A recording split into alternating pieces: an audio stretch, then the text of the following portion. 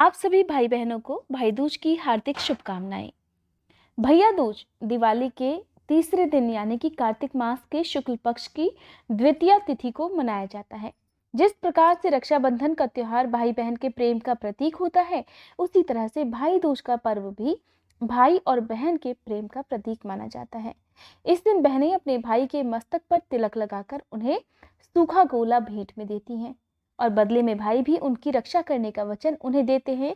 साथ ही अपनी सामर्थ्य के अनुसार कुछ न कुछ उपहार भी देते हैं।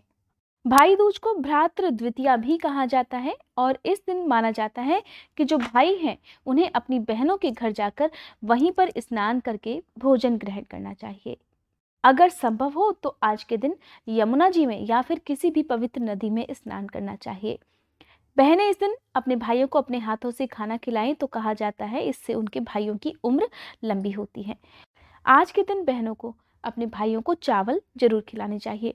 अगर सगी बहन नहीं है तो चचेरी या फिर ममेरी या मौसेरी कोई भी बहन अपने भाई का तिलक कर सकती है। भाई दूज के दिन यमराज और यमुना जी की पूजा भी विशेष रूप से की जाती है। कहते हैं कि यमराज की पूजा करने से भाइयों के ऊपर आने वाला संकट टल जाता है।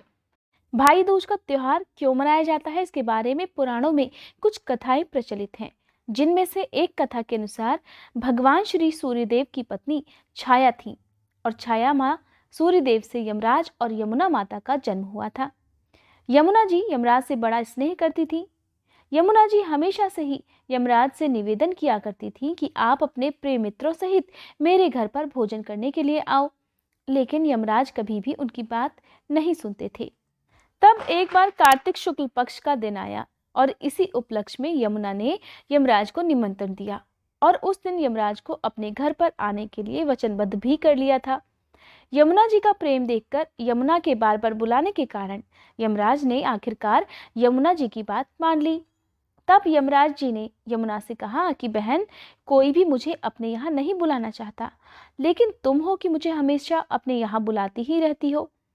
तब यमराज ने अपनी बहन की सद्भावना को समझा और सोचा कि मुझे अपनी बहन के निवेदन करने का पालन करना चाहिए और उसकी इच्छा का सम्मान करके उसके घर भोजन के लिए जरूर जाना चाहिए। इस प्रकार बहन के बुलावे पर यमराज जी यमुना जी के यहाँ पर जाने लगे और इसी खुशी में यमराज ने नरक में निवास करने वाले जितने भी जीव थे उन सभी को मुक्त भी कर दिया।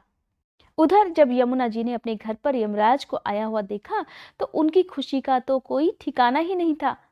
यमुना जी ने यमराज का स्नान कर पूजा की और उसके बाद उन्हें अपने हाथों से भोजन परोसकर खिलाया। यमुना के इस व्यवहार से प्रसन्न होकर यमराज ने कहा, बहन, मैं तुम्हारे प्रेम को देखकर बहुत प्रसन्न हूँ। तुम्हें जो कुछ भी चाहिए आज तुम मांग लो और मेरा वचन है जो कुछ भी तुम मांगोगी मैं तुम्हें वो अवश्य दूंगा। तब यमुना जी ने यमराज से कहा कि भाई, मुझे धन दौलत या कुछ भी नहीं चाहिए, बस आप मेरे यहाँ आज के दिन हर वर्ष आते रहे तो मेरे लिए यही सब कुछ होगा। और इतना ही नहीं, मेरी तरह जो भी बहन कार्तिक मास के शुक्ल पक्ष की द्वितीया तिथि को अपने भाई का आदर सत्कार कर उसका तिलक करे और उसे अपने घर पर भोजन कराए तो उसे तुमसे कोई भी भय ना रहे, उसके भाई की कभी अकाल मृत्यु ना हो और उसके भाई पर कोई भी संकट ना आए। यमराज ने यमुना जी की बात सुनकर तथास्तु कहा और तब यमुना को अमूल्य वस्त्र आभूषण देकर वापस यमलोक को चले गए। ऐसी मान्यता है कि इसी दिन से भाई दूज की पूजा करने का और ये त्योहार मनाने की परंपरा प्रारंभ हो गई। इसलिए आज के दिन जो भी बहनें चाहती हैं कि उनके भाइयों की आयु लंबी हो तो उन्हें आज के दिन अपने भाई को अपने घर पर आमंत्रित कर उनको भोजन कराना चाहिए, उन्हें तिलक लगाकर उन्हें सूखा गोला भी भेंट में देना चाहिए। अगर भाई का आपके घर पर आना संभव ना हो तो आप खुद जाकर भी भाई के घर जाकर आप उन्हें तिलक कर सकती हैं। भाई दूज के दिन बहनों को चाहिए कि प्रातःकाल स्नान कर सबसे पहले अपने सभी इष्ट देवी देवता, भगवान विष्णु, भगवान कृष्ण, यम देवता और साथ ही पितरों का आशीर्वाद प्राप्त करने के लिए उनकी पूजा करनी चाहिए। इसके बाद पिसे चावल से चौक बनानी चाहिए और चौक बनाने के बाद इसी चौक पर भाई को बिठाकर उनका तिलक करना चाहिए। सबसे पहले भाई की हथेली पर चावल का घोल लगाया जाता है, फिर उसके ऊपर थोड़ा सा सिंदूर लगाकर कुछ जगह पर कद्दू के फूल हाथ में दिए जाते हैं, सुपारी, पैसा आदि भाई के हाथों पर रखकर धीरे धीरे हाथों पर पानी छोड़ा जाता है और इसके बाद भाइयों के माथे पर तिलक लगाकर उनकी आरती की जाती है, हाथ में कलावा बांधा जाता है। इसके बाद मिठाई से भाई का मुंह मीठा कराया जाता है, भोजन कराया जाता है, पान भी खिलाया जाता है और साथ ही आज के दिन भाई को सूखा नारियल, सूखा गोला जिसे कहते हैं, वो जरूर देना चाहिए। भाई दूज के दिन शुभ मुहूर्त में ही भाई का तिलक करना चाहिए और अगर किसी वजह से आप अपने भाई को गोला ना दे पाएँ, तिलक ना कर पाएँ, तो आप आज के दिन शुभ मुहूर्त में सूखे गोले का तिलक कर उसे रख सकती हैं और बाद में फिर जब भी आपके लिए संभव हो तब आप ये गोला अपने भाई को भेंट में दे सकती हैं। इस तरह से तिलक करवाने के बाद भाइयों को भी चाहिए कि वो अपनी बहनों को कुछ न कुछ उपहार जरूर दें, साथ ही उनकी रक्षा करने का वचन उन्हें दें। और इस दिन बहन भाई हाथ पकड़कर अगर यमुना जी में स्नान करते हैं तो कहा जाता है कि दोनों ही यानी कि भाई और बहन दोनों ही की अकाल मृत्यु से रक्षा होती है। आइए अब जान लेते हैं साल 2021 में भाई दूज कब है, सही तिथि, दिन, दिनांक और शुभ मुहूर्त क्या रहेगा। साथ ही भाई को तिलक करने का जो शुभ मुहूर्त है वो कब से कब तक रहने वाला है। साल 2021 में 6 नवंबर शनिवार के दिन भाई दूज का त्योहार मनाया जाएगा। कार्तिक मास के शुक्ल पक्ष की द्वितीया तिथि को हर साल भाई दूज का पर्व मनाया जाता है।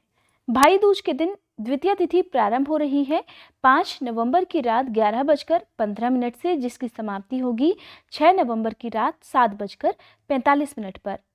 अब जानते हैं कि इस दिन किस शुभ मुहूर्त में भाई का तिलक करें। तो 6 नवंबर को शनिवार के दिन दोपहर 1:10 से लेकर 3:21 तक का जो समय है वो तिलक करने का सबसे शुभ और सबसे उत्तम समय है। साथ ही 6 नवंबर को सूर्योदय का समय रहेगा सुबह 6:38 और सूर्यास्त का समय रहेगा शाम 5:42 पर। 6 नवंबर को राहु काल का समय भी लगने वाला है, जिसका समय रहेगा सुबह 9:10 से लेकर 10:50 तक। कहते हैं कि राहु काल के समय कोई भी शुभ कार्य या पूजा पाठ जैसे कार्य नहीं करना चाहिए, तो आप इस समय को छोड़कर बाकी समय में अपना कोई भी शुभ कार्य प्रारंभ कर सकते हैं। ये थी आज की जानकारी। अगर आप जानना चाहते हैं भाई दूज के दिन किन मंत्रों का जाप करते हुए आपको भाई का तिलक करना चाहिए और कौन कौन से ऐसे काम हैं जो गलती से भी आपको भाई दूज के दिन नहीं करने हैं, तो मेरे चैनल पर आने वाली वीडियोस का नोटिफिकेशन पाने के लिए और इन सभी वीडियोस को देखने के लिए चैनल को सब्सक्राइब और बेल आइकन प्रेस करना मत भूलिएगा। साथ ही अगर आज की ये वीडियो आपको अच्छी लगी हो तो वीडियो को लाइक करके कमेंट बॉक्स में जय माता दी जरूर लिखिएगा।